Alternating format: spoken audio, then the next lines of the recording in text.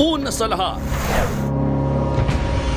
halos 100 bahay ang nilamon ng apoy sa San Carlos City sa Negros Occidental. Kita sa drone video ang lawak ng pinsala. Sa San Juan City naman dito sa Metro Manila, 20 asong nasagip mula sa nasusunog na bahay. Kinailangan silang lapatan ng agarang lunas para maisalba. Ang buong detalye ng mga balitang yan, abangan maya-maya lang. Magandang hapon, Pilipinas. Kasama ang buong puwersa ng News 5. Ito ang Frontline Pilipinas Weekend. Dating Bambantarlac Mayor Alice Go, poposasan at pagsusutin ng bulletproof vest ng mga pulis papuntang Senado bukas. May eksklusibo rin siyang inamin sa News 5 tungkol sa kanyang pagtatago sa Indonesia. Extradition o pagpapawi sa bansa kay dating Negros Oriental Congressman Arnolfo Teves, posible raw simulan na sa susunod na linggo. Lalaki natagpo ang patay sa loob ng kotse sa Santo Tomas, Batangas. Sospek sa krimen sa pool sa CCTV. Babae patay matapos tuklawin ng kobra sa Candelaria, Quezon. Billiards player na si Rubelen Amit itinanghal na WPA World 9-Ball Women's Champion. At Josh Cullen ng SB19 magkaka-solo concert ngayong buwan.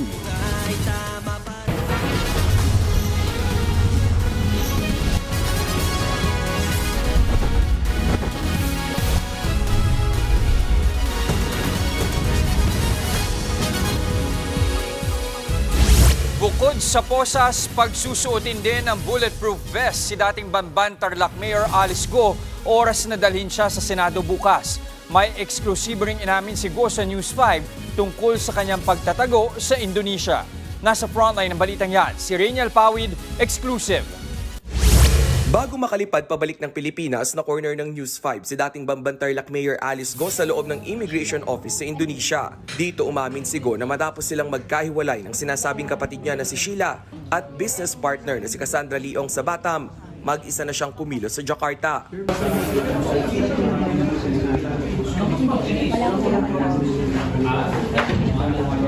Una nang sinabi ng kanyang legal counsel na si Attorney Stephen David na 3 araw bago mamonitor sa Indonesia ang kanyang kliyente, hindi na ito nagparamdam. Bagay na hindi pinaniwalaan ng ilang opisyal ng ating pamahalaan.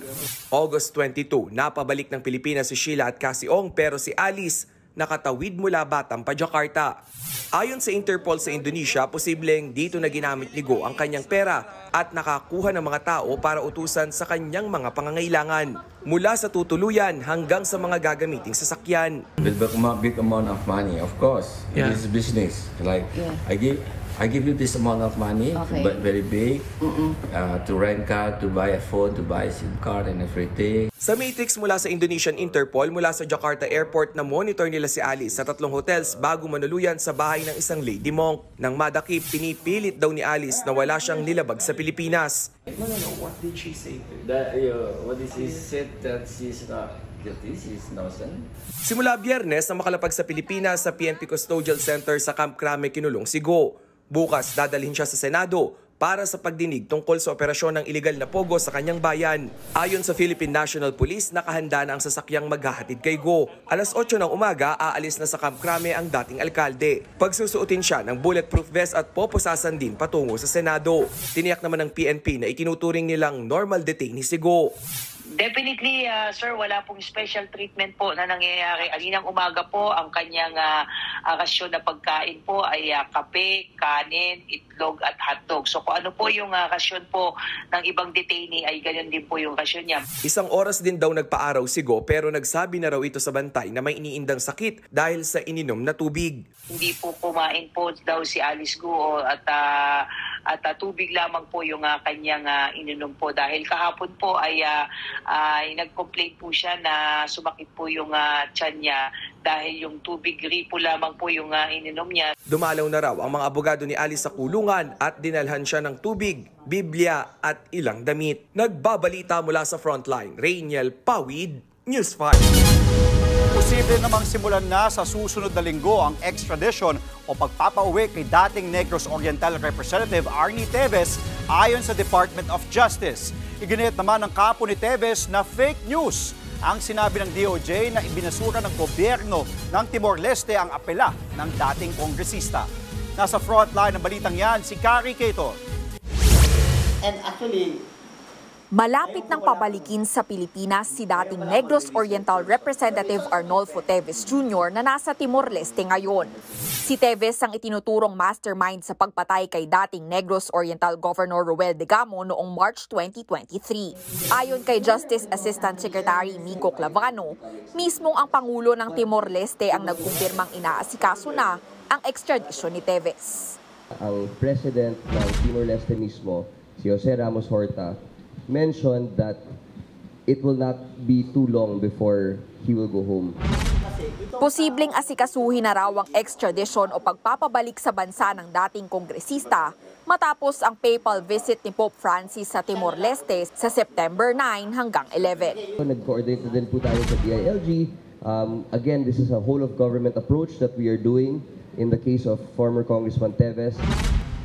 Marso nitong taon nang mahuli ng Interpol si Teves sa Timor-Leste. Simula noon, nasa kustodya na siya ng pulis doon. Sinubukan pang iapila ni Teves ang pagpapabalik sa kanya sa Pilipinas. Pero ayon kay Clavano, denied o hindi ito tinanggap ng gobyerno ng Timor-Leste. Pero pinabulaanan niya ng legal counsel ni Teves na si Attorney Ferdinand Topacio. Fake news po yan. Wala pang desisyon sa apila. Ang lumabas sa inyo stay order. Hindi yata alam ni Miko Clavano kung anong difference between yung denial ng appeal at denial ng stay order. Kaya nalito si Totoy. That's the problem when you send a boy to do a man's job. Matatanda ang umapela sa United Nations on Human Rights si Teves tungkol sa kanyang mga karapatan na di umano ay nalalabag ng Department of Justice. Nagbabalita mula sa Frontline, Carrie Cator, News 5. Arestado ang dalawang lalaking itinuturong suspect sa pagpatay sa Batangas. Ang biktima natagpo ang duguan at wala ng buhay sa loob ng isang sasakyan. Nasa frontline ng balitang yan si Brian Basa. Sa CCTV footage na ito, matatanaw ang isang sasakyang nakaparada sa National Highway sa Santo Tomas, Batangas noong Huwebes. Maya-maya, makikita ang pagbaba ng isang lalaki. Tumawid siya ng kalsada at nahagip ng mas malapitan sa kamera. Siya ang itinuturong suspect sa pagpatay sa isang lalaki. Natagpuan ng mga pulis na wala ng buhay ang biktima sa loob ng kotse kinabukasan pasado alas 10 ng gabi. Nakita natin doon sa sasakyan, gawin siyang may mga dugo, then nakataob po siya, then sa likod po parang medyo may sugat po na sa bandang likuran niya. Itinimbre ito ng mga residente sa mga otoridad nang mapansing magdamag ng nakaparada ang sasakyan. Dahil sa kuha ng CCTV, natunton ng mga pulis ang suspect. Matapos iwan ang sasakyan, sumakay raw ito ng jeep papunta sa kanyang bahay sa Calambas City. Makalipas ang 2 araw, nadakip ang suspect na pinangalan ng Carlo, 26 na taong gulang. Nakita niya yung mukha niya, identify natin siya, inod natin siya, hinarap po natin siya sa area ng Calamba. Inaresto rin ang 29 na taong gulang na si alias J. Maril na kasabwat umano sa krimen. Nakumpiska sa kanila ang isang baril, mga bala at kotse. Kasalukuyan silang nakakulong sa Santo Tomas Police Station sa Batangas. Tumanggi silang magbigay ng pahayag. Inaalam pa ng mga otoridad ang pagkakakilanlan ng biktima. Nagbabalita mula sa Frontline, Brian Basa, News 5. Nahulihan ng shabu ang isang rider na nabangga ng kotse sa Murcia, Negros Occidental. Ayon sa Murcia Police, nirespondehan ng mga pulis ang naaksidenteng rider. Napansin nilang tila may hinahanap ang lalaki hanggang sa nakita ang isang pakete ng shabu sa kalsada. Tinangka ng rider na tumakas pero nahabol siya. Nang tingnan ng kanyang bag, natagpuan ang isa pang pakete ng shabu. Higit 6.8 million pesos ang halaga ng nasabat na shabu. Inaresto ang rider at sinampahan na ng reklamo. Ang sabi niya, ma'am, pinakuha lang sa kanya yung droga, initap niya lang at saka usual na daw niya ng ginagawa yun. Galing siya ng San Carlos City at papunta siya ng Bacolod. at nataon na dumaan siya ng morsya. Nasagip ng mga otoridad ang 4 na Chinese nationals matapos umanong kidnapin sa Pasay. Ayon sa pulisya, nakita ng isang security guard ang sasakyan ng mga biktima sa Batangas City noong Biyernes. Nakaparada ang kotse sa bahagi ng bypass road sa Barangay Balagtas. Nakapiring, nakabusal at nakagapos umano nang matagpuan ang 4 na Chinese national sa loob ng sasakyan. Dinukot daw ang mga biktima ng mga kapwa nila Chinese national na hindi pa napapangalanan at natutuntun. Hindi pa rin malinaw kung paano sila nakarating sa Batangas mula sa Pasay.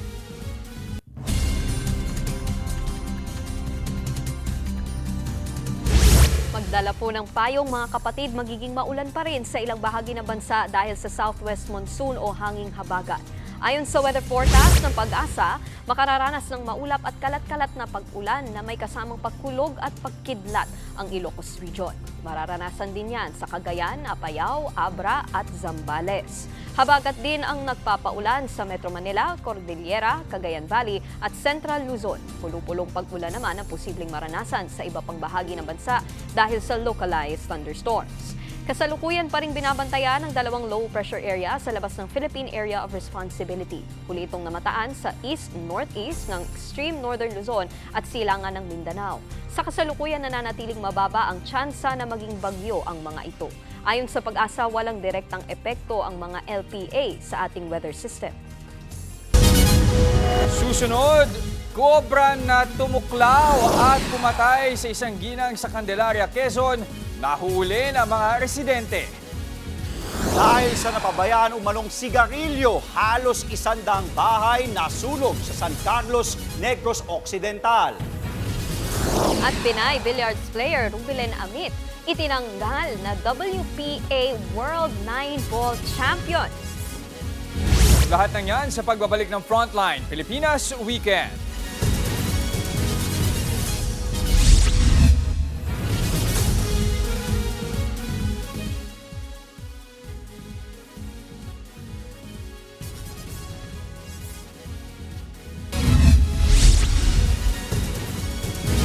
Isang malaking sawa bumulaga sa mga residente sa San Fernando, La Union.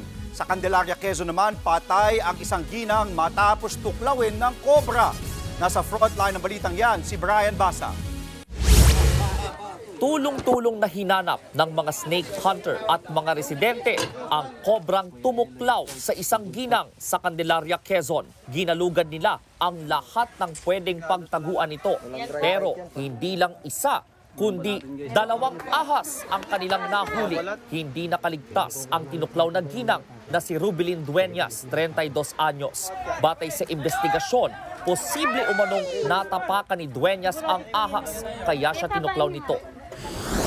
Sa San Fernando, La Union naman, nagulantang ang mga residente sa malaking sawang nakita sa puno sa Barangay Tangki kahapon.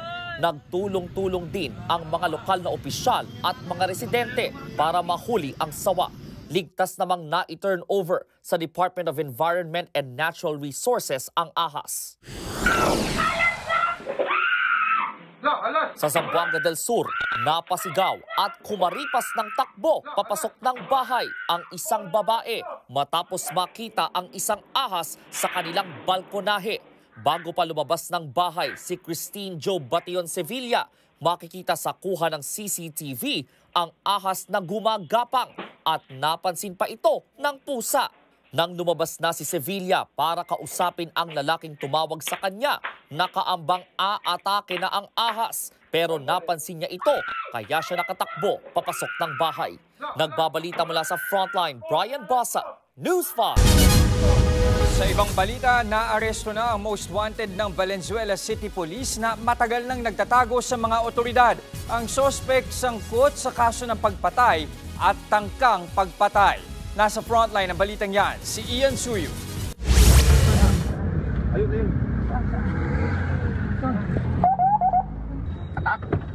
Sa hudyat ng mga operatiba, agad silang nagsilabas sa sasakyan para arestuhin ang lalaking yan na nakatambay sa waiting shed sa MacArthur Highway sa Marilao, Bulacan. Ang lalaki, 4 na buwan nang pinaghahanap ng mga alagad ng batas dahil sa kasong murder at attempted murder. Mayo noong nakaraang taon nang pinagbabaril umano ni alias Jervin ang 2 magkapatid sa barangay Genti de Leon sa Valenzuela. Napatay niya ang isang 54 anyos na lalaki habang sugatan naman ang isang kapatid nito. Base sa salaysay ng biktima o nung nakaligtas ay nakarinig na lamang siya ng putok, maraming putok. Paglabas niya, nakita niya na lang yung nakatatanda niyang kapatid na nakahandusay na doon sa kalsada. At nung kanyang tignan kung ano at sino nga ba yung bumarel or nagpaputok, nakita niya nga itong suspect at nakilala niya. Base sa inisyal na investigasyon, lumalabas na may kinalaman sa illegal na droga ang motibo sa pamamaslang. Matapos ang krimen, nagtago ang suspect sa iba't ibang bahagi ng Bulacan. Halos 1 buwan rin umanong tiniktikan ng mga otoridad ang suspect bago tuluyang masakote noong Biyernes. This suspect went into hiding. So nagtago na siya, hinahanap siya.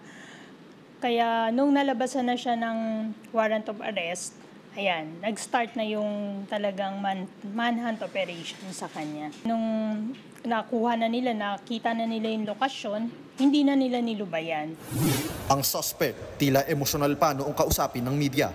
Itinatanggi niya ang paratang at hindi niya raw kilala ang mga biktima. Siyempre po sira na po yung pangalan ko. Tapos yung napaya ko na yung apelido ng family ko, siyempre. Sa nagbintang sa akin, sa nagturo sa akin ng sana makonsensya ka naman. Alam ng Diyos yan, wala akong kinalaman dyan. Kasalukuyang nasa kustodiya ng Valenzuela PNP ang suspect habang hinihintay pa ang commitment order mula sa korte. Nagbabalita mula sa frontline, Ian Suyu, News 5. Nasunugan ng mahigit 100 pamilya sa San Carlos City, Negros Occidental kagabi. Sa drone shot na yan, makikita ang paglamon ng apoy sa mga bahay sa Barangay 5. Tumagal yan ng halos 2 oras, 85 bahay ang naabo.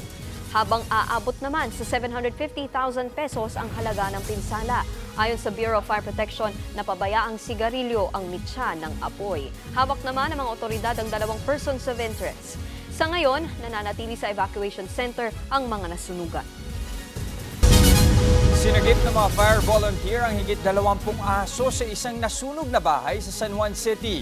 Sa ulat ng Golden Fire and Rescue Volunteer Unit, mabilis na apula ang sunog at nakaligtas ang nakatira rito. Yun nga lang, nawala ng malay ang mga alaga niyang aso matapos makalanghap ng usok.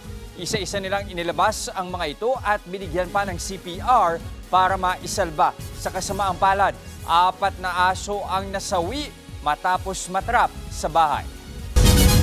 Sa ibang balita, inabandona ng ama ang isang batang 2 taong gulang sa waiting shed ng isang paaralan sa Mamburao Occidental, Mindoro. Sa kuha ng CCTV, makikitang karga siya ng kanyang tatay na papunta sa waiting shed. 1 oras ang nakalipas, umalis ng waiting shed ang lalaki pero hindi nakasama ang bata. Dinala ang bata sa Mamburao Social Welfare Office. May nakuha ding sulat ng ama sa bulsa ng bata. Nakasaad dito ang pakiusap na dalhin ang bata sa San Pablo City, Laguna kung saan raw nakatira ang kanyang nanay. Kalaunan, sinundo ang bata ng kanyang lolo at lola. Samantala, inabandona naman ang isang 6 na buwang sanggol sa palikuran ng isang mall sa Iloilo City. Naibalik na siya sa kanyang pamilya pero hindi na idinetalye kung bakit siya iniwan. Sumabak na sa unang araw ng 2024 bar examinations ang mahigit 10,000 law graduates sa buong bansa. Nasa frontline ng balitang yan si Gio Robles. Alas 4 ng madaling araw pa lang kanina nang magsimulang dumagsa sa University of Santo Tomas sa Maynila ang bar examinees. Ang ilan sa magkakamag-anak, matatamis na halik at mahigpit na yakap ang pabaon sa mga kukuha ng pagsusulit. Gaya ng mag-asawang Oscar at Ellen Brito mula Bulacan. Sa sobrang kabanga na paiyak pa si Ellen para sa kanilang bunso at only girl sa 4 na magkakapatid. Bakit po parang naiyak kayo, ma'am? Wala lang. Mixed feeling na worried ako sa kanya na at the same time binibigyan ko siya ng lakas. Medyo excited din at yun nga, Ang expectation namin sa family is she can do it. Ang 54 na taong gulang na si Aniceto Vergara sasabak ulit sa ika-4 niyang bar exam. Graduate ng Manila Law College at kasalukuyang empleyado ng Manila City Hall si Aniceto. Kwento niya, ilang buwan siyang naghanda para kumuha ulit ng bar exam. Siyempre, magkahalong kaba at takot. Siyempre, dahil lalo na may edad na rin tayong magte-take ng bar. Pero laban lang. Hindi na, may tiyaga, may nilaga. Ang first-timer naman na si Romar sa pananampalataya raw kumakapit. Kahit may alinlangan, porsigido raw siya para sa kanyang pamilya. Ang tagal ko sa law school, so di ko na alam kung kaya ko ba or ano. Pero kakayanin po. Pinagdasal ko po talaga, nag-pray po ako kay St. Jude kahapon. Tapos nagsimba din po ako. Ang ilang examinees humabol naman sa pagbabasa para mag-review ng abutan ng News 5 sa labas ng UST. Ilan lang sila sa mahigit 10,000 examinees sa 2024 bar exams. Habang ang UST, isa sa 6 na local testing centers o LCT sa National Capital Region o NCR. Bukod pa yan sa 7 LCT sa mga probinsya gaya sa Baguio, Naga, Cebu, Iloilo, Cagayan de Oro at Davao. Ayon sa Supreme Court, may 6 na core subjects sa bar exam. Ang Political and Public International Law at Commercial and Taxation Laws ang unang 2 paksa na nakasala ngayong araw. Sa panayam sa media, may paalala si Associate Justice Mario Lopez, ang chairperson ng 2024 bar exams. Anya, dapat balansihin at isaalang-alang ng examinees ang kanilang kalusugan, lalo na ang kahalagahan ng kanilang mental health. Binigyang diin din ni Lopez ang pangunahing layunin ng bar. Our aim is to produce lawyers who are not just prepared to practice but who are also equipped with the professionalism, empathy, and commitment to public service needed to serve effectively. Magpapatuloy sa Miyerkules ang 2024 bar exams, habang sa Linggo naman ang huling araw ng pagsusulit. Ayon sa SC, posibleng sa unang linggo ng Disyembre o bago magpasko ilalabas ang resulta. Nakatakda naman sa January 24, 2025 ang oath-taking ng mga bagong abogado. Nagbabalita mula sa Frontline, Gio Robles, News 5. Susunod, national emergency idineklara sa Bolivia dahil sa wildfire. 4 patay sa pananalasa ng Super Typhoon Yagi sa Vietnam. At Erwan Yusuf nagsalita na sa bali-balitang hiwalay na sila ng asawang si Ann Curtis. Huwag kayong bibitiw, magbabalik ang Frontline Pilipinas Weekend.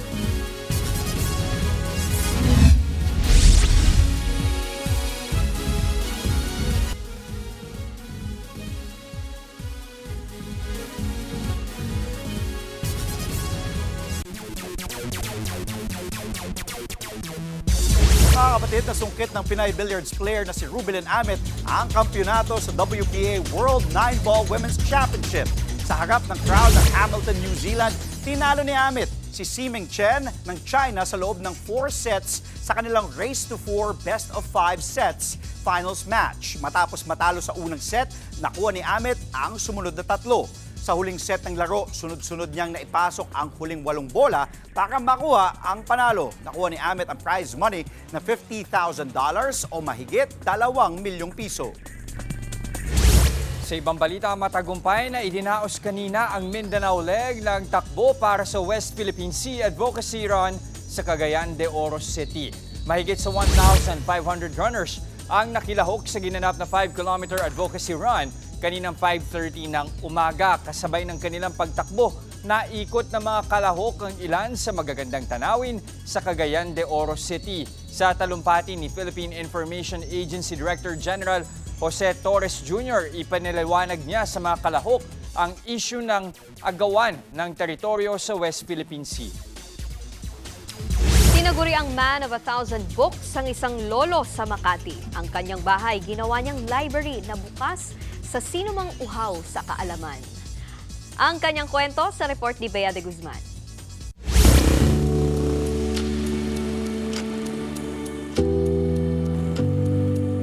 A good book is easy to find. Free reading to the public.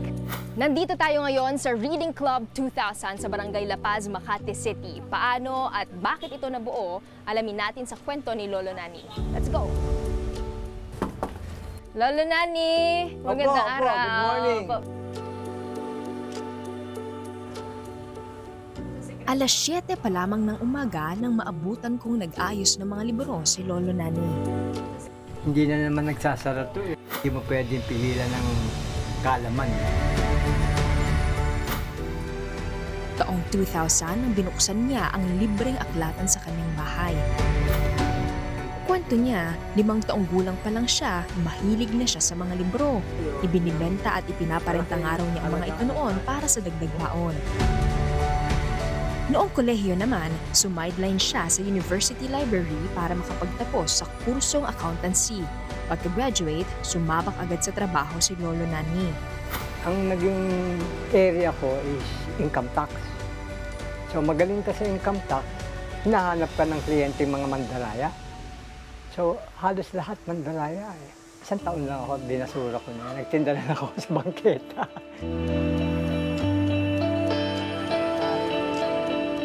Dahil sa mga hamon sa buhay, naibaon sa limot ang kanyang hilig sa mga libro. Ang akda umano ni Krishnamurti na At the Feet of the Master ang tumulong sa kanyang mamulat sa spiritual na buhay. Maiksi, simple, pero ayon sa kanya, ito yung kanyang naging gabay para ipagpatuloy itong kanyang nasimulang advokasya. Ang dating 50 libro lamang sa tapat ng kanyang bahay, abay hindi na mabilang ngayon. Araw-araw, kailangang di bababa sa 200 libro ang maiuwi ng mga bumibisita para hindi maitambak ang mga ito. It's very interesting kasi yung mga niya, merong mga old books dito na parang ang tawag dito, non-standard, yung mahirap na siyang hanapin, ganun. Like merong mga encyclopedias na from 1960s pa. Si Rica, naabutan naming naghahakot ng mga libro para sa Readers of Barrio, isang libreng aklatan din na itinayo niya sa Northern Samar nitong Hunyo. For literacy and educational program talaga siya. Gusto ko talaga yung mga bata na ma-engage sila sa pagbabasa habang bata pa. Kapag bumibisita si Rica rito sa aklatan, di niya pinapalampas ang pagkakataong makapag-volunteer din sa pagtuturo. At sa pamimigay ng mga libro sa lansangan. Yung anak ko kasi grade 2 eh. Kailangan maintenance po yung pagbabasa niya eh. Natutuwa po ako kay Lolo dahil tama ang ginawa niya po.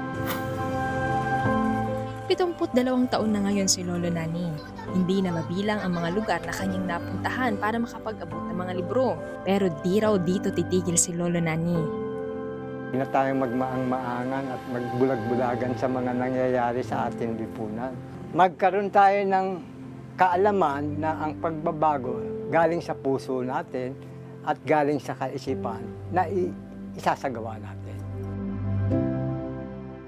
Ngayon, higit kailanman ang panahon para gisingin ang galing at husay ng bawat batang Pinoy alang-alang sa kinabukasan ng ating bayan. Bea de Guzman, News 5.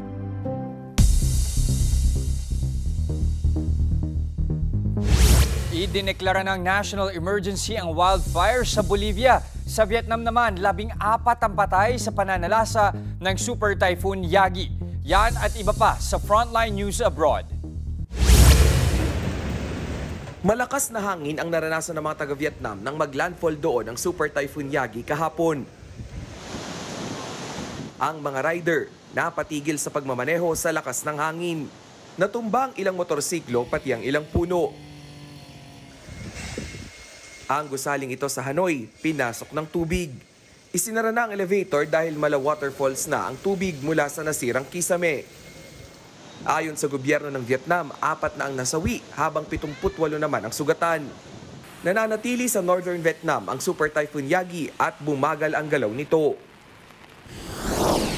Sa aerial video na yan sa Santa Cruz, Bolivia, makikita ang lawak ng wildfire roon.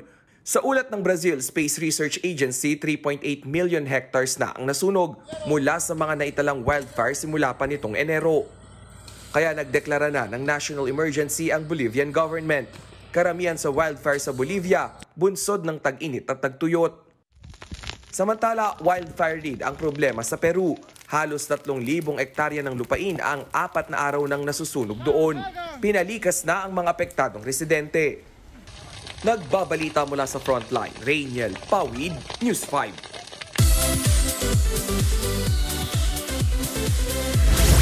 Nagmarcha ang libu-libong army o fans ng BTS bilang suporta sa isang miyembro ng K-pop boy band. 3,000 tao ang dumagsa sa Ayala Triangle sa Makati City kaninang umaga. Ito'y para sa isang event na tinawag na Purple Walk of Love, You Never Walk Alone. Ayon sa fans, isinagawa nila ito para magpakita ng suporta kay BTS Suga o Min Yoongi. Nahaharap sa kontrobersya ang BTS member matapos umaming nagmaneho ng lasing. Biktima raw umano ng kaliwat ka ng fake news at pambubuli si Suga sa social media. Ang event ay inorganisa ng 30 fanbase ng BTS sa Metro Manila. Nagdaos din ng parehong event ang mga ARMY sa iba't ibang lugar gaya ng Baguio, Cebu at Cagayan de Oro. Ito naman ang Pinoy Pride. 3 bagong Filipino artists ang bahagi na ngayon ng pinakamalaking comic book company na Marvel Comics. Sila, sina Von Randal, naguguhit ng comic book run ni Ghost Spider. Si Roy Mercado naman sa bagong Deadpool. At ang watercolor artist na si Justin Franny ang magiging bagong cover artist ng Mystique. Ipinakilala sila ni Marvel Comics Editor-in-Chief CB Cebulski sa isang comic event kahapon sa Makati. Congratulations! Susunod, ATNs excited na sa solo concert ni SB19 Josh Cullen ngayong buwan. At sa viral yan, SB19 Justin, ginawa ng dance challenge ang kantang Namumula ni city pop singer na si Maki.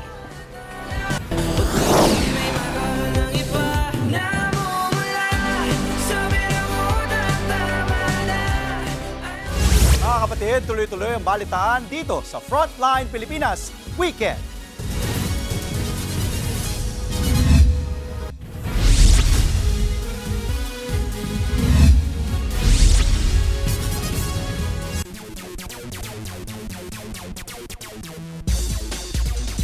Mga kapatid, huling araw na ng Alas Pilipinas Invitationals at makibalita tayo sa naging laban kanina ng ating Women's National Volleyball Team.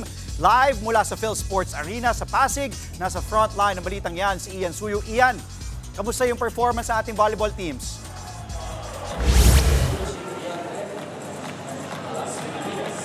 Andre, all out nga ang ating national volleyball team na Alas Pilipinas kontra sa kanilang mga Japanese counterpart dito sa PNVF Alas Pilipinas Invitationals sa PhilSports Arena sa Pasig. Yun nga lang, medyo kinapos ang ating women's team kanina at tuluyang yumuko kontra sa Hisamitsu Spring sa unang laro kaninang hapon.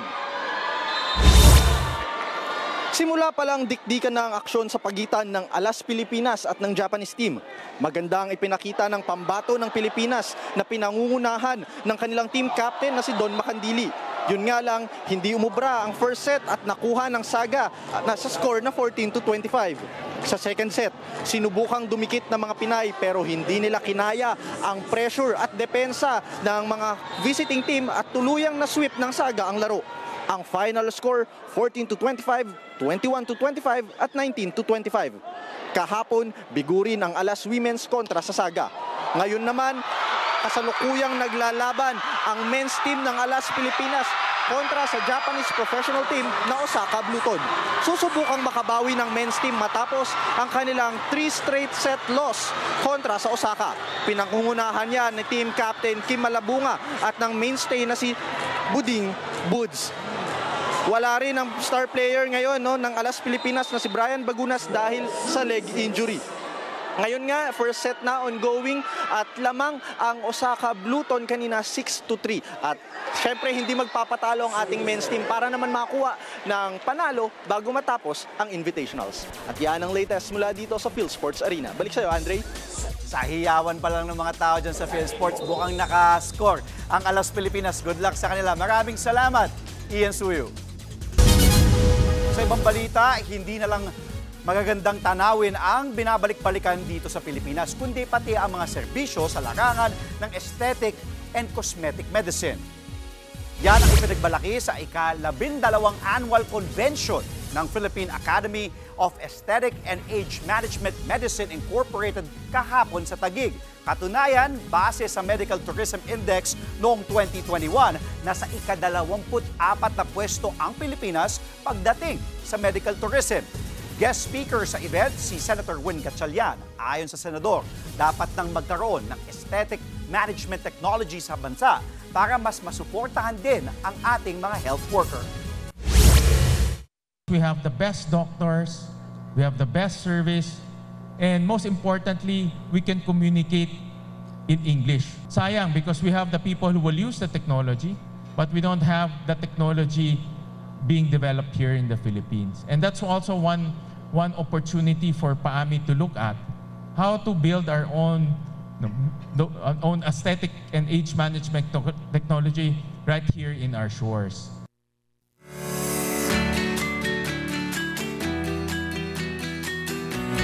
Bukas na sa publiko ang The Mansion sa Baguio City simula ngayong araw. Ibig sabihin, makapapasok na mga turista sa tinaguriang Summer Palace ng mga Pangulo ng Bansa.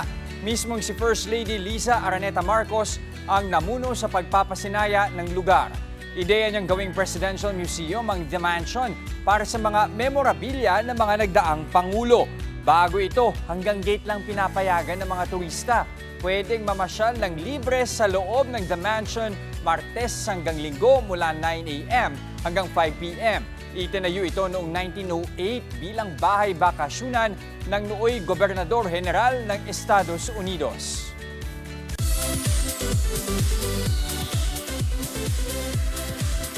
Pinabulaanan ng mag-asawang Ann Curtis at Irwan Hinsak ang usap-usapan na hiwalay na daw sila. Nag-post sila sa Instagram ng kanilang larawan na kumakain sa isang restaurant sa Singapore. May caption pa na, "Mark safe."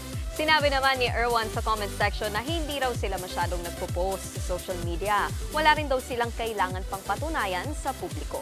Naging usap-usapan ang kanilang hiwalayan matapos mapansin ng ilang netizens na hindi suot ni Irwan ang kanyang wedding ring sa mga food video niya.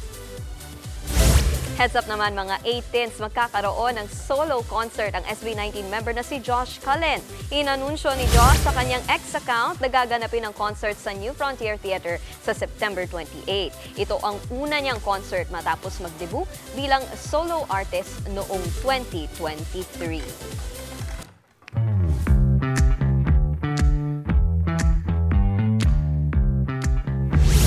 Okay, Nikki Andre, ito kasi lagi namin ginagawa sa umaga. Ito, matanong ko lang, kayo ba nasubukan nyo ng gumawa ng dance challenge? At Hindi parang ayoko. Gumawa? Narating ka dyan. May mga sinakyan ako dance challenge, pero gumawa, wala pa. Wala pa. Ibang level naman yung gawa. Kaya ko yung natanong, kasi isa lang naman sa mga kumasa sa paggawa ng dance challenge, ang SB19 member na si Justin. At ang ginawa niya, ang trending song ni Maki na Namumula. Di naman may mahal ng iba.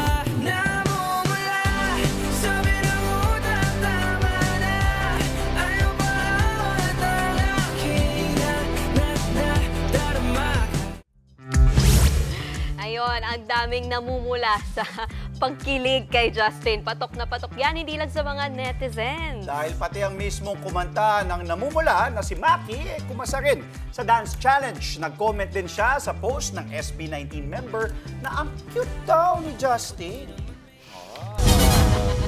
Oo. Gusto mo gawin natin yun?